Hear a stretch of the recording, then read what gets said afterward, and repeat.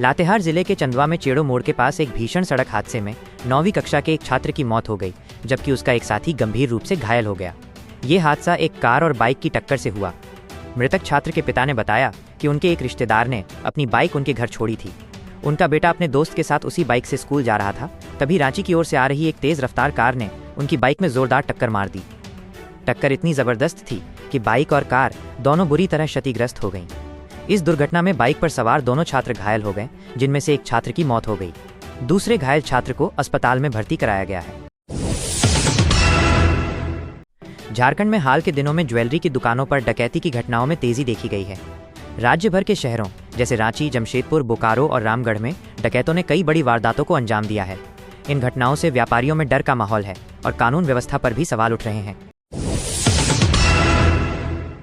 उपायुक्त राहुल कुमार सिन्हा के निर्देश पर रांची जिले में आयोजित जनता दरबार में विभिन्न मामलों का समाधान किया गया। उपायुक्त की अनुपस्थिति में उप विकास आयुक्त मंजूनाथ भजंत्री ने आवेदकों की समस्याओं को सुना और अधिकारियों को तत्काल कार्रवाई के निर्देश दिए। जनता दरबार में आए मामलों में से कुछ प्रमुख इस प्रकार हैं। नक्सली त्रिलोचन सिंह की जमीन का मामला। त्रिलोचन सिंह के परिवार ने अपनी जमीन से संबंधित समस्या उपायुक्त के समक्ष रखी। उपायुक्त ने तत्काल संबंधित अधिकारी को इसकी जांच कर जल्द से जल्द समाधान करने का निर्देश दिया। झारखंड में महात्मा गांधी राष्ट्रीय ग्रामीण रोजगार गारंटी अधिनियम मनरेगा योजना के तहत महिला श्रमिकों की भागीदारी में उल्लेखनीय वृद्धि हुई है। हाल ही में ये भागीदारी 50% के आंकड़े को पार कर गई है, जो एक महत्वपूर्ण उपलब्धि है। यह वृद्धि ग्रामीण विकास मंत्री दीपिका पांडेय सिंह के प्रयासों से संभव हुई है, जिन्होंने लेबर बजट में वृद्धि की, जिससे महिलाओं को विशेष रूप से लाभ मिला। मुख्यमंत्री हेमंत सोरेन ने रांची में 3 प्रमुख फ्लाईओवर परियोजनाओं की समीक्षा की है, जिनका उद्देश्य शहर के बढ़ते यातायात जाम को कम करना है। इन परियोजनाओं का विवरण इस प्रकार है। प्रस्तावित फ्लाईओवर परियोजनाएं। 1 हरमू से एसीबी कार्यालय। ये फ्लाईओवर हरमू रोड पर यातायात को सुगम बनाएगा, जो शहर के सबसे व्यस्त मार्गों में से एक है। 2 अरगोड़ा चौक से कटहल मोड़। इस परियोजना से अरगोड़ा चौक और उसके आसपास के क्षेत्रों में यातायात की भीड़ कम होगी, जिससे लोगों को आवागमन में आसानी होगी।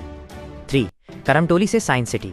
ये फ्लाईओवर करमटोली चौक पर लगने वाले जाम से निजात दिलाएगा और लालपुर करमटोली क्षेत्र में वाहनों की आवाजाही को बेहतर बनाएगा।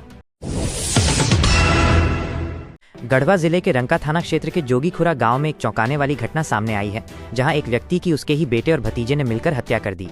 पुलिस के अनुसार मृतक सीताराम भुइयां शराब पीकर घर लौटा था। इसी बात को लेकर उसका अपने बेटे और भतीजे से झगड़ा हुआ। विवाद इतना बढ़ गया कि दोनों ने मिलकर लाठी डंडों और धारदार हथियार से सीताराम पर हमला कर दिया, जिससे उसकी मौके पर ही मौत हो गई। घटना की सूचना मिलने पर पुलिस तुरंत मौके पर पहुंची। पुलिस ने शव को कब्जे में लेकर पोस्टमार्टम के लिए भेज दिया है। पुलिस ने त्वरित कार्रवाई करते हुए हत्या के आरोपी बेटे और भतीजे दोनों को गिरफ्तार कर लिया है। पुलिस इस मामले में आगे की कानूनी कार्रवाई कर रही है। झारखंड, बंगाल और ओडिशा में कुर्मी समुदाय की अनुसूचित जनजाति एसटी का दर्जा देने की मांग ने एक बड़े सामाजिक और राजनीतिक तनाव को जन्म दे दिया है।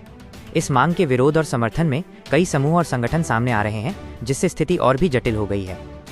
विरोध और समर्थन। सरना समिति का विरोध। झारखंड सरना समिति ने कुर्मी समुदाय को एसटी का दर्जा दिए जाने का कड़ा विरोध किया है। समिति का मानना है कि कुर्मी समुदाय एसटी श्रेणी में नहीं आता है और उन्हें ये दर्जा देने से आदिवासी अधिकारों का हनन होगा। सरना समिति ने इसे आदिवासियों के अस्तित्व के लिए खतरा बताया है। कुर्मी समुदाय का संघर्ष। दूसरी ओर कुर्मी समुदाय खुद को एक आदिवासी समूह के रूप में पहचान दिलाने के लिए दशकों से संघर्ष कर रहा है। उनका तर्क है कि वे अपनी पारंपरिक संस्कृति और रीति रिवाजों को बनाए रखते हैं, जो उन्हें एक आदिवासी समुदाय के रूप में योग्य बनाता है। झारखंड कर्मचारी चयन आयोग जेएसएससी ने सहायक आचार्य नियुक्ति प्रतियोगिता परीक्षा का संशोधित परिणाम जारी कर दिया है, जिसमें 4333 अभ्यर्थियों को सफल घोषित किया गया है।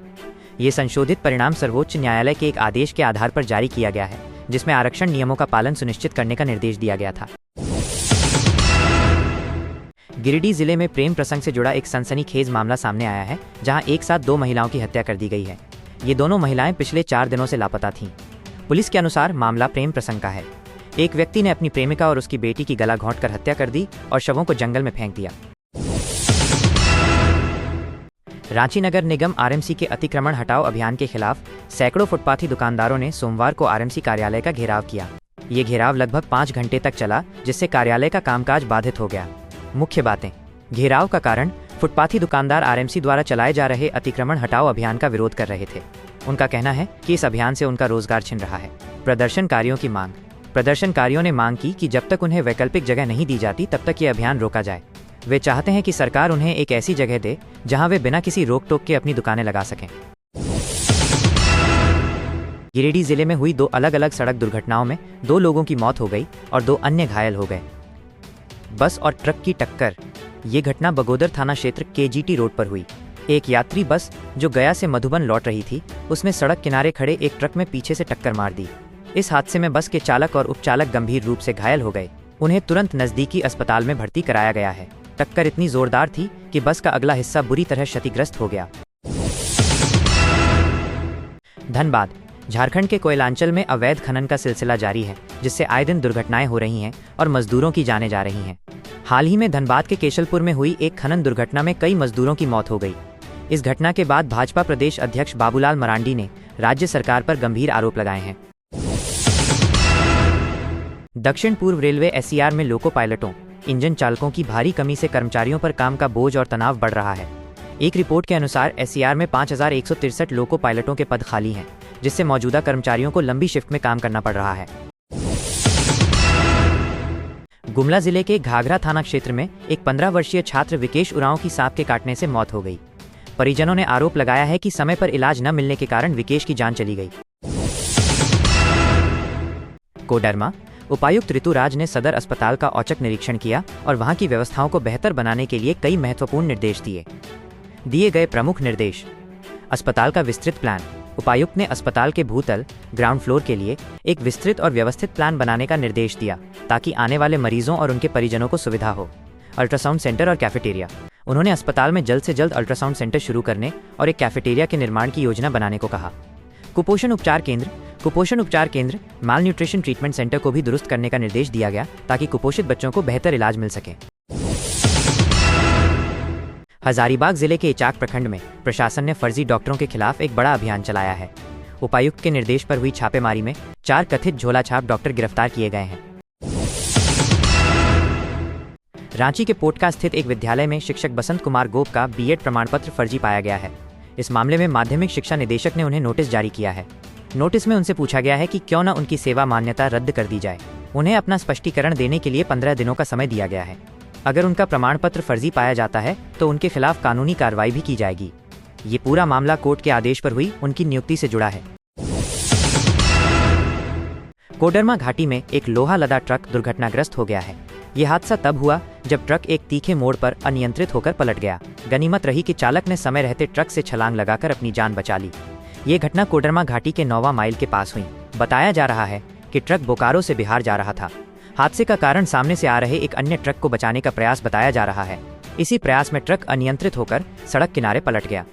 कोडरमा घाटी में अक्सर इस तरह के हादसे होते रहते हैं, जहां तीखे मोड़ और जर्जर सड़क की स्थिति दुर्घटनाओं का मुख्य कारण बनती है। गिरिडीह में कोयला चोरी की घटनाएं थमने का नाम नहीं ले रही हैं। ताज़ा मामला CCL कोल इंडिया KCP साइडिंग का है, जहां 100 से ज़्यादा कोयला चोरों ने 3 सुरक्षा गार्डों पर हमला कर दिया। जब गार्डों ने उन्हें कोयला ले जाने से रोका तो चोरों ने उन पर लाठी डंडों से हमला कर दिया। इस हमले में 3 गार्ड घायल हो गए, जिनमें से एक को चोर घसीटते हुए अपने साथ ले गए। बाद में वो गार्ड भी बुरी तरह घायल अवस्था में मिला। CCL के अधिकारियों ने इस घटना की सूचना पुलिस को दी। पुलिस ने मामला दर्ज कर जांच शुरू कर दी है, लेकिन अब तक किसी की गिरफ्तारी नहीं हुई है। ये पहला मामला नहीं है जब गिरिडीह में कोयला चोरों ने सुरक्षा कर्मियों पर हमला किया है। यहाँ पहले भी ऐसी कई घटनाएं सामने आई हैं, जिनमें कोयला चोरों ने गार्डों और CCL कर्मियों के साथ मारपीट की है।